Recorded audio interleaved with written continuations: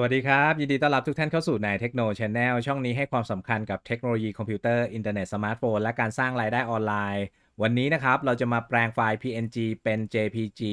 ด้วยโปรแกรม GIMP กันครับจะมีขั้นตอนยังไงไปติดตามรายละเอียดกันได้เลยเริ่มต้นนะครับคุณก็ไปที่เมนูไฟล์ของ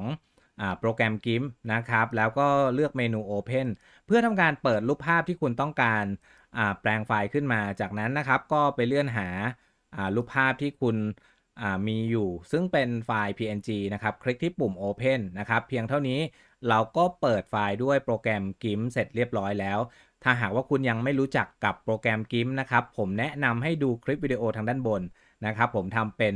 คลิปวิดีโอแนะนำเอาไว้ให้เพื่อที่คุณจะได้เข้าใจว่าโปรแกรม GIMP คืออะไร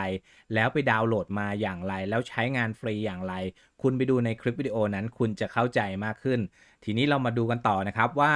ถ้าหากว่าเราต้องการจะแปลงไฟล์ PNG ตรงนี้นะครับให้กลายเป็น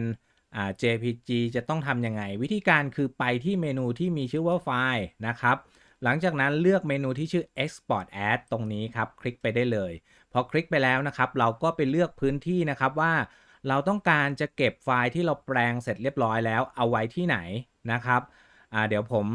ขอสร้างโฟลเดอร์ขึ้นมาเพิ่มเติมก็แล้วกัน ตอนนี้เราอยู่ที่ Desktop นะครับผมคลิกที่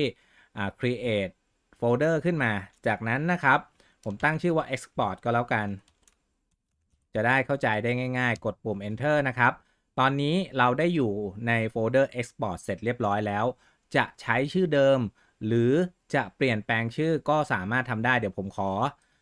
ลบชื่อตรงนี้ออกไปสักนิดหนึ่งนะครับเพราะว่าอยากจะได้เป็นชื่อตัวอักษรเพียงอย่างเดียวจากนั้นทางด้านล่างนะครับจะมีเมนูที่ชื่อว่า select file type นะครับเราก็คลิกไปแล้วก็เลื่อนหานะครับ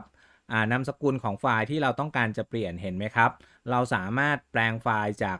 PNG เป็นนามสกุลอื่นๆได้อย่างมากมายเลยนะครับ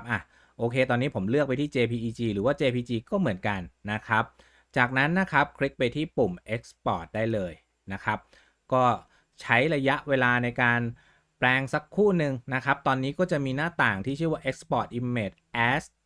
JPEG ขึ้นมาแบบนี้ JPEG ขึ้นมาแบบนี้นะครับเราก็เลื่อนนะครับ Quality ให้ไปที่100นะครับจากนั้นก็คลิกที่ปุ่ม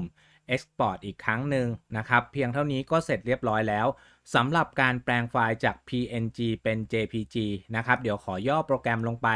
แล้วเราไปตามดูกันว่าอ่าไฟล์ที่เราแปลงเมื่อสักครู่นี้อยู่ตรงไหนนะครับก็ดับเบิลคลิกเข้าไปตอนนี้นะครับไฟล์นี้เป็นไฟล์ JPEG เห็นไหมครับเวลาที่เรานำเมาส์ไปชี้เขาก็จะแสดงข้อมูลว่า Item Type JPEG ไฟล์ JPEG ไฟล์นั่นเอง Dimension 768x512แล้วก็มีไซส์ที่เป็นหน่วยของคอมพิวเตอร์อยู่ที่497กิโลไบต์นั่นเองนะครับแล้วก็ไฟล์ต้นฉบับเดิมที่วางไว้ที่หน้าจอก็ยังคงอยู่เพราะว่าเราได้วางไฟล์เอาไว้คนละที่ไฟล์ PNG อยู่ที่หน้าจอไม่ได้อยู่ในโฟลเดอร์ใดๆแล้วก็ไฟล์ PNG ที่แปลงเป็น JPG แล้วอยู่ในโฟลเดอร์ Export นะครับเพียงเท่านี้ก็เสร็จเรียบร้อยแล้วสำหรับการแปลงไฟล์ PNG เป็น JPG ด้วยโปรแกรม GIMP หวังว่าเรื่องราวในวันนี้จะมีประโยชน์กับคุณไม่มากก็น้อยยังไงฝากกดติดตามนายเทคโนช n แนลฝากกดไลค์กดแชร์ให้ด้วยครับเป็นกำลังใจให้กันหน่อยและถ้ามีคำถามใดๆเกี่ยวกับการแปลงไฟล์ด้วยโปรแกรม GIMP นะครับอย่าลืมพิมพ์คำถามของคุณเอาไว้ในคอมเมนต์ใต้คลิปวิดีโอนี้ได้เลยครับผมเข้ามาตอบทุกๆคำถามอย่างแน่นอน EP นี้ลากันไปก่อนเพียงเท่านี้นะครับแล้วพบกันใหม่ใน EP ต่อไปครับสวัสดีครับ